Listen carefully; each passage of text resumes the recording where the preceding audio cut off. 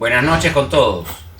Tenemos hoy día un programa sumamente especial. Nuevamente con nosotros tenemos el honor de tener visitándonos al doctor Ovalle. Con él hemos hecho algunos programas que, doctor, han sido sumamente vistos. Algunos han llegado hasta las 100.000 vistas. Hemos tocado los temas del Pacocha, la tragedia del Fokker, Alianza Lima. Y le voy a confesar algo, doctor. Mi esposa no quería que yo haga este programa. Usted. No tiene nada contra usted, ¿eh? Lo que pasa es que hoy día vamos a hablar del caso de Abimael Guzmán Reynoso, probablemente el enemigo número uno del Perú en toda su historia, y el doctor tuvo un rol preponderante, vital, decisivo en este juicio que se desarrolla en el fuero militar. Doctor, septiembre de 1992, el Perú vivía aterrado. Yo recuerdo, uno tenía miedo de que explote una bomba. Pues en Lima no habíamos sentido realmente la guerra interna, creo que muchos tomaron conciencia recién con Tarata, pero ya, digamos, uno sentía una tensión de que de repente Sendero ganaba la guerra, de repente podíamos morir en cualquier momento. Yo recuerdo eso de niño. ¿Cómo recuerda usted ese día de septiembre del 92 y lo que pasó a continuación? El 12 de septiembre del año 1992, ese día, como yo vivía en Pueblo Libre, a una cuadra de Queirolo, me tomé 2 o 3 cervezas con un amigo. Ajá. Y me fui a mi casa. ¿Qué hora era? ¿A qué hora sería? Ya a esa hora eran más o menos 8:30 o 9 de la noche. Yo en ese momento desconocía que en esos momentos ya había sido capturado el terrorista. Todo el Perú desconocía, hasta Fujimori. El terrorista Abimael Guzmán. Aunque ya salía en las televisiones. Empezó a salir, sí. Sí, sí. ¿No? Pero con no mucha regularidad de tiempo. Pero yo recuerdo haber estado viendo una pelea de box y salieron las notas, unas letras abajo.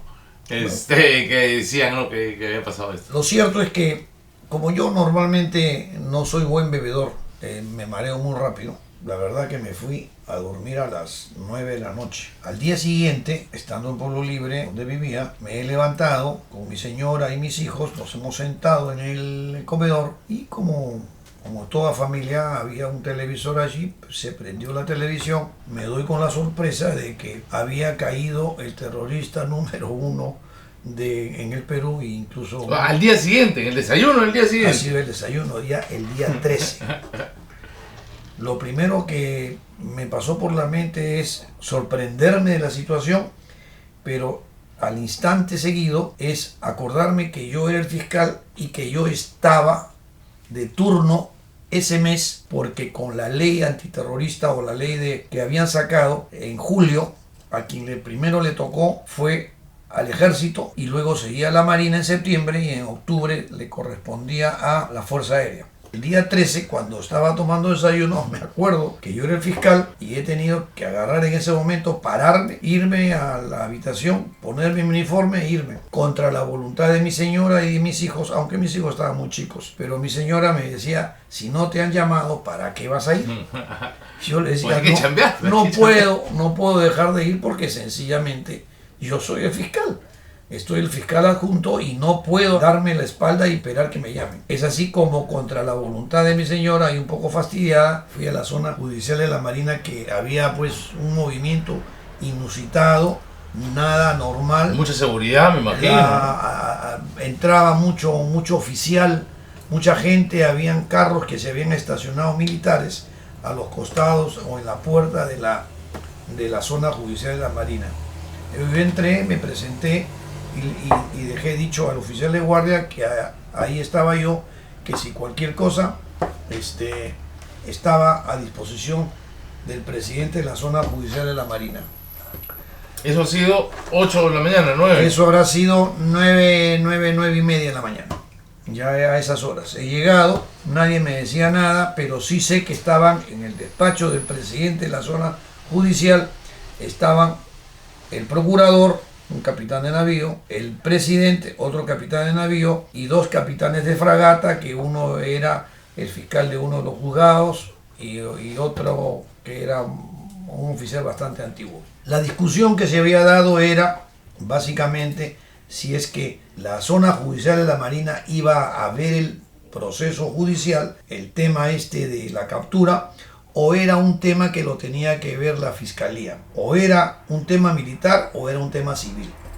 Esa era la discusión, que pasaron horas, por lo menos 3 horas, hasta que en un momento determinado, como sabían que estaba ahí, me mandaron llamar. La idea era consultarme qué creía yo. Mi respuesta en ese momento fue en automático decirle: esto lo tiene que ver la Marina de Guerra. Le corresponde por mandato de la ley que han sacado de emergencia el gobierno de Fujimori. Me escucharon, me dijeron que me retire y me retiré. Esta fue la primera oportunidad que tuve que ver este tema, hasta que hora y media después me dijeron que baje, que me subo al carro del presidente, porque íbamos a ir a la prefectura. Nos fuimos hasta la prefectura, bajamos, entramos y nos recibe el ayudante del general Quetín Vidal.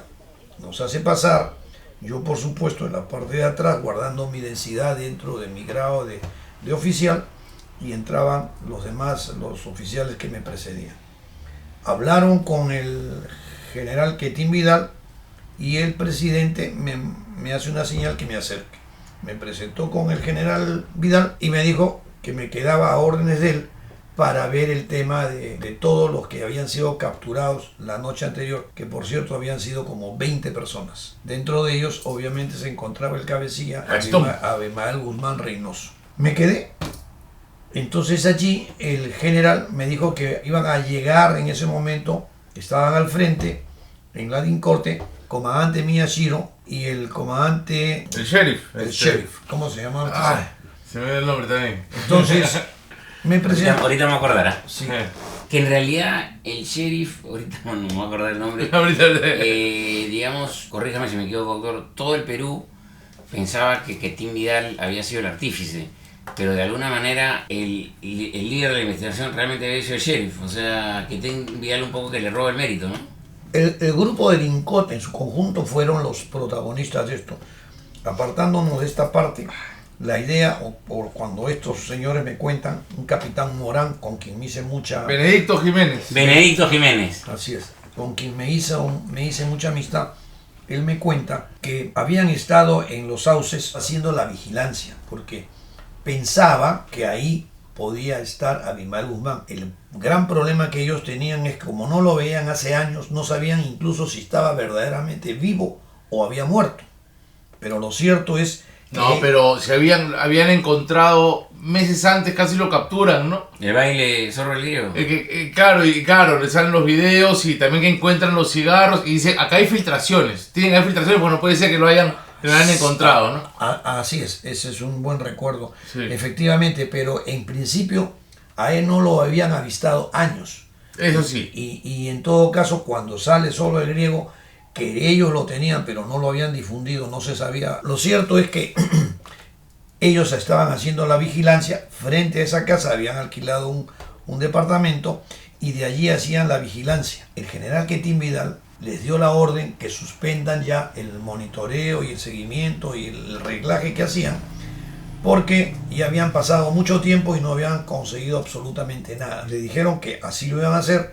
Contra la decisión del general Quetín Vidal, ellos siguieron haciendo la vigilancia y dijeron que iban a hacerlo por lo menos una semana más. Eso fue los primeros días de septiembre. Cuando ellos más o menos ven que hay mucho movimiento y que era raro, porque comenzaron a sacar, por ejemplo, de la basura, de las cajetillas de cigarros, Winston Rojo. los Winston Rojo, y también sacaban Trago también, el whisky de etiqueta roja, que era Johnny Walker. Sí, el capitalismo. Y además encontraron unos residuos de las pastillas para la psoriasis que tomaba, Ese fue lo que dijeron tiene que ser, que claro. tomaba Abimael Guzmán. Entonces eso los hizo decir a que no se movieran de Pero ahí. doctor, entonces está sugiriendo también que hubo una premura, digamos que como querían cerrar el operativo, también eso llevó a lanzarse o no tanto así.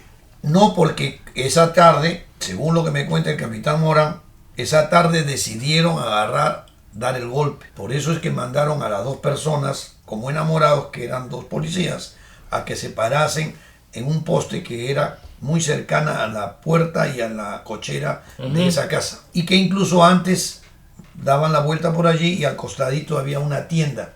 Iban y compraban compraban bebidas, compraban gaseosas, Pero compraban más de lo que la gente, de la cantidad de gente que se supone que había en la casa. Pues. para evitar, de alguna manera querían ver que ese operativo sea apropiado. Lo cierto es que ese día lo que hicieron es, dijeron, damos el golpe, eran las 5:30, 6 de la tarde, y dijeron, cuando alguien salga, tocan la puerta, si alguien sale, entran y dan el golpe. Abre la cochera, entra, a Rioleca, Marixa con su carro, y a los media hora más o menos me dice el capitán Morán que lo que hacen es tocan la puerta. Uno de ellos, de los que estaban, que se hacían pasar por enamorados, ¿no? Entonces, estaban en una pareja, pues, ¿verdad? Estaban Sí. en el poste. Ajá. Ahí estaban ellos en todo caso, Rumacos. en romance de enamorados. Tocan la puerta, empujan y entran y se meten todos los del operativo. Ellos han entrado, han dado la vuelta por toda la casa y no encontraron nada. Ya un poco desilusionados, cuenta Morán, que estaban retirándose y uno de ellos, a la hora de bajar, porque eran varios, toca una pared, pero se da cuenta que era una pared hueca. Ahí es donde se detiene y dice, ¿qué cosa hay ahí? A ver, bajen la pared, y en realidad era un semiarmado, tipo drywall así. O sea, triple A de haber sido en esa época. Un triple A en esa época, y agarran, tiran la pared esa de madera hacia abajo y lo encuentran a Abimael Guzmán bien sentado con la señora Iparraguirre, Eleni Iparraguirre. que después fue su Tirando pucho, seguro. esposa. Y Eleni Iparraguirre, que creo que también fumaba Winston Rojo, era la número 2. En ese momento del Teóricamente Comité Central. ella era del comité central, pero básicamente era la persona que lo cuidaba a él, como persona de su confianza, y además ella era la que lo medicaba. Fuerte esa imagen cuando Abimael habla después de tiempo, ¿no? Y Eleni Iparraguirre es la que hace como la orden para que empiece a hablar, ¿no? Es una imagen fuerte, la vamos a encontrar. Sí. Eso es la parte del que me cuenta este capitán Morán. Regresando ya a la parte de cuando estaba en Nadircote, nunca había yo bajado al sótano 2 que tenía ese edificio de la prefectura, que dicho ese paso es bastante antiguo. Y, claro, ahí es cuando ya ve a Abimael. ¿A qué hora es eso, más o menos? ¿Mediodía será? ¿Un poco más? Del 13. Eso ha sido más o menos a las 2:30, 3 de la tarde. ¿Quiénes bajaron? ¿Y qué sintió usted ahí en esa No, circunstancia? solamente bajé yo, Benedicto Jiménez. capitán Morán. He bajado y es una habitación larga, sórdida, por cierto, y mal vestida o mal tenida. Pero lo cierto es que... Disculpen. Pero lo cierto es que él no estaba ahí. Habían hecho una especie de una habitación y él en ese momento se encontraba descansando o algo así. Yo me he sentado y ahí es donde lo llaman para que empiece a hacer declaraciones. Entonces, ya yo como fiscal podía dar fe para poder iniciar el proceso. Ahí es donde lo conozco al señor Abimael Guzmán Reynoso. Al señor ¿Cuál era su actitud? ¿Cómo lo encuentra usted? ¿Sorprendido, tranquilo? No sé, ¿cómo lo encontró? Este individuo, era una persona tranquila, sosegada, muy indiferente a los hechos que estaban ocurriendo. ¿Lo dejaban fumar ahí abajo? En ese ¿No lo dejaban momento fumaba con los cigarros que tenía, comía la mejor comida que él pedía y se la daban. Él era una persona muy solvente, no estaba nervioso, fastidiado, molesto. Tenía autocontrol. Un control total de su personalidad, de su forma de ser, de sus emociones, ¿no? Pero ¿y usted cuando lo ve ahí Yo medio asustado, un poco normal? A ver, aparentaba estar tranquilo, pero en verdad estaba bastante nervioso, estaba incómodo y definitivamente con cierto miedo, porque estábamos hablando de un terrorista. O sea, no con lo que pudiera hacer él ahí, pero con lo que lo pudieran hacer usted cuando saliera de ese lugar, ¿no?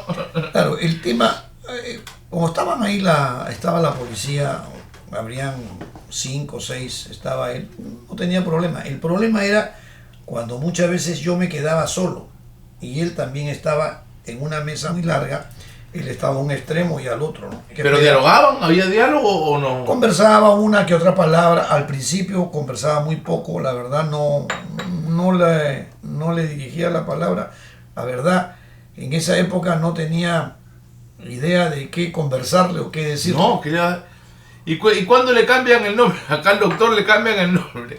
Para protegerlo, pues no había pues imagino que era un proceso, una política de... ¿no? Le pusieron Raúl Gadea Retuerto, ahí vamos a ver algunos documentos. Imagino que usted no fue el único el que le cambiaron el nombre en el proceso, ¿no? Habían otros abogados, imagino otros fiscales. No nos olvidemos que en esa época habían los jueces sin rostro. Claro, se pusieron entonces, en un momento. Entonces muchos no cambiaban de nombre. Yo tenía un apelativo porque de alguna forma querían que yo no sea identificado con mi verdadero nombre. Pero me dieron a mí esta constancia. Incluso tuve mi carné de la Marina, me lo cambiaron y me pusieron una foto, y como nombre me pusieron Raúl Gadea Retuerto. Un 1 de septiembre de 92 me firmó Carlos Pérez Balqui, que es el presidente del Consejo de Guerra Permanente. O sea, le cambian antes. Era una forma de hacerlo. Cuando fui nombrado fiscal. Claro. Cuando me tenía que tocar en ese mes. Ese mes que nos cuenta de septiembre, justamente. ¿Puedo leer esto? Sí, por favor. Constancia. Reservado. El capitán de navío, presidente del Consejo de Guerra Permanente de la Zona Judicial de la Marina, que suscribe, certifica que el teniente primero Raúl Gadea Retuerto ha sido nombrado juramentado para desempeñar el cargo de fiscal especial de este superior tribunal, por lo que las autoridades correspondientes se servirán las facilidades del caso para el cumplimiento de sus funciones de conformidad con las normas legales.